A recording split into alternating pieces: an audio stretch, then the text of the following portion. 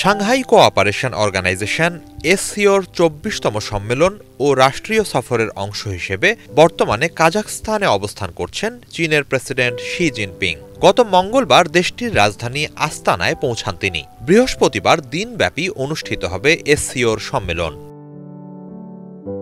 এরই মাঝে বুধবার আস্তানায় বেইজিং ল্যাঙ্গুয়েজ অ্যান্ড কালচার ইউনিভার্সিটির নতুন একটি শাখা ও চীনা সাংস্কৃতিক কেন্দ্র এবং বেইজিংয়ে কাজাখ সাংস্কৃতিক কেন্দ্রের উন্মোচন অনুষ্ঠানে অংশ নেন শি। অনুষ্ঠানে কাজাখস্তানের প্রেসিডেন্ট কাসিম জোমার্ত তোকায়েভও উপস্থিত ছিলেন।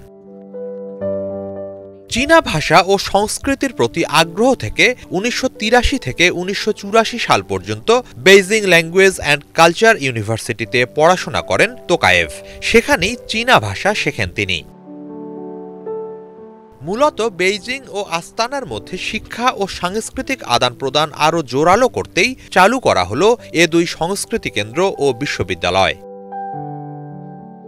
এই সফরে সংস্কৃতি ক্ষেত্র ছাড়াও বাণিজ্য, বিনিয়োগ, অবকাঠামো ও প্রতিরক্ষা খাতে কাজাখস্তানের সাথে আরও জোরালো সম্পর্ক স্থাপন করতে চান শি।